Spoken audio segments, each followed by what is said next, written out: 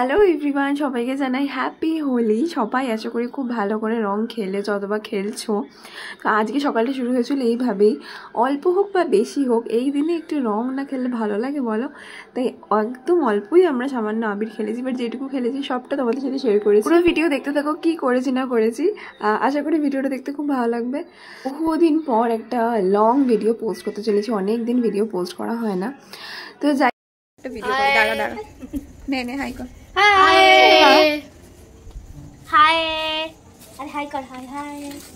তো এটা হচ্ছে গতকাল রাতের ভিডিও, মানে হচ্ছে ন্যাড়া পড়ার দিনকার ভিডিও। রাত্রিবেলা আমার কাছে অনেক প্রায় এক সপ্তাহ থেকে আবদার ছিল, দিদি প্লিজ ওই দিনকে একটু তোমার গালে আবির লাগাতে দিও, প্লিজ দিদি একটা আঙুল করে লাগাবো কিন্তু তাও লাগাতে দিও। তা আমি বারণ করেছিলাম যে সামনে সবার পরীক্ষা রয়েছে, দুদিন যদি এরকম ভূতের মতন আবির খেলে ঠান্ডা লেগে যাবে। তাই বলেছিলাম যে না খেলিস না, কিন্তু না, ওদের আবদার আর আমিও সেটা ফেলতে পারিনি। এলাম ঠিক আছে চল, বাট পড়ার পরে খেলবি। তো যে কজন ছিল ওদের সাথেই খেলেছিলাম, সবাই আজকে ছিল না যেহেতু অনেকেরই পরীক্ষা শেষ হয়ে গেছে। তো যাই হোক ওদের সাথে একটু আবির খেলেছিলাম। আমি তো একদম বকাঝকা দিয়ে রেখেছিলাম যে একদম যেন কেউ ভূত না হবি, সেইভাবেই ওরা আবির খেলেছে, একদম আমার কথার অবাধ্য হয়নি। যাই হোক ওদের সাথে আবির খেললাম একটু আধটু, আর ব্যাস ওদেরও আনন্দের শেষ নেই। পড়ার মাঝখানে যদি একটু ফাঁকিবাজি মারা যায় তাহলে তো আর আনন্দের শেষ হয় না। আমিও যখন ছোটো ছিলাম পড়ার মাঝখানে যদি একটু ফাঁকিবাজি মারতে পারতাম তাহলে তো আনন্দের সীমা থাকতো না। তো যাই হোক ওদের আবদার মাঝে মধ্যে রাখতে হয় ওদেরকে খুশি রাখার জন্য, আর ওদের সাথে সাথে আমিও প্রচণ্ড হ্যাপি থাকি। তারপর আবদার ছিল চলো দিদি কটা সেলফি তুলি, সেটাই সেলফি তুলছিলাম। যাই হোক ওদের সাথে আবির খেলার পর পরের দিন সকালবেলা এই হাতে ফোনটা নেই, তুই এই সাইডে আয়, পিছনে যেতে হবে, সবসময় মালিক আগে থাকে। গুড মর্নিং এভরিওয়ান, সবাইকে জানাই শুভ দোলযাত্রা। সবাই খুব মুটে তার নাম আমার নাম মুটে। যাই হোক দিন দিন আমি খুব বড়লোক হয়ে যাচ্ছি, সেই জন্য এখন আর বাজারঘাট করার জন্য আমরা নিজেরা যাই না, বাজারঘাট করার জন্য বাড়িতে এখন একটা লোক রেখে দিয়েছি। তো যাই হোক লোকটা আজকে বলছে দিদি ভাই আজকে তো দোলযাত্রা, আমার খুব ভয় লাগছে একা একা বাইরে বেরোতে, যদি আমাকে কেউ দোল লাগিয়ে দেয় রং লাগিয়ে দেয় সেদিন আপনি চলুন। তাই অগত্যা আমাকে যেতে হচ্ছে, সকালবেলা ঘুম ঠুম ভাঙিয়ে আমাকে নিয়ে যাচ্ছে। একটা পুরনো জামা পরে নিয়েছি।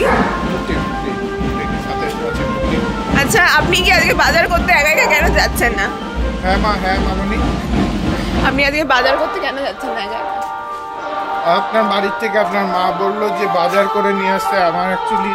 আমার একটু ভয় লাগতেছে বাজারে একা একা যাইতে, এই জন্য মালকিনকে বললাম যে আপনি যদি একটু যান তাহলে খুব ভালো হয়। এখানে কিছুটা সেলিব্রেট হচ্ছে, ব্যাম পার্টি বাজনা বাজছে। তো যাই আজকে সকাল সকাল বাজার করতে বেরিয়েছি দুই ভাই বোন মিলে। এই ওখানে কিছুটা হচ্ছে, চলো দেখে আসি। যাবি? আমাকে সকালে খেলছে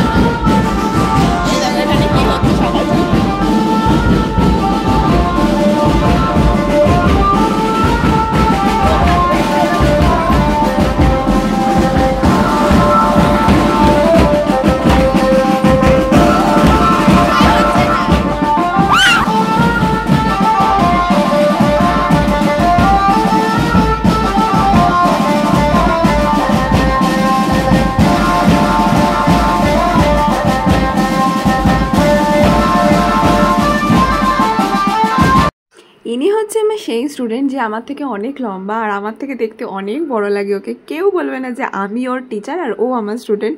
যাই হোক আমাদের সম্পর্কটা একদম দিদি বোনের মতো, ও আমাকে প্রচণ্ড ভালোবাসে আর আমি ওকে খুব ভালোবাসি। সকালবেলা ওর সাথে দেখা হয়ে গেছিলো, একটু আবির খেলে নিলাম। সকাল আমার একটুখানি দোল খেলা হয়ে গেল, আমাকে কেউ রং মাখালো না। আমরা অ্যাকচুয়ালি অচ্ছুত, আমাদের সঙ্গে কেউ মিশে না সমাজে, মাথায় সাথে ছিট আছে। যাই হোক এখনো সমাজের মধ্যে এই বৈষম্য রয়ে গেছে। যেহেতু আমি অচ্ছুত, আমি দলিত থেকে বিলং করি, তাহলে আমার সরে বসা উচিত, তোর সাথে কাছে লাগানো উচিত না। আরে বাবা এখান থেকে যাওয়া যায় শর্টকাট।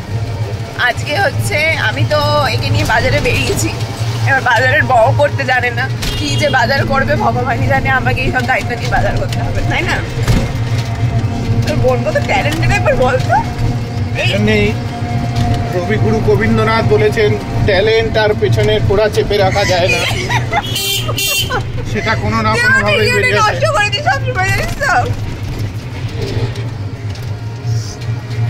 যাই হোক, যাই বাজারটা। আমার হেয়ার কাটটা দেখা পুরো ওই যে আগেকার দিনের বয়স্ক দাদুরা যেরকম ভাবে হেয়ার কাট করতো, ওর হেয়ার কাটটা হচ্ছে ওইরকমই হয়েছে। যাই হোক, যাই আমরা এখন বাজারে। কি কিনবো জানি না, টেনে টুনে তো নিয়ে আসবে। সকালবেলা 8টার সময় বেরোবে, 6টার থেকে।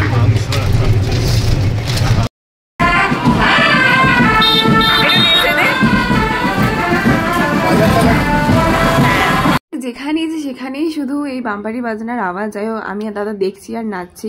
আজকের এই পার্টটা এতটুকু, নেক্সট পার্ট আছে খুব শিগগিরই। সবাই খুব ভালো থেকো, টাটা।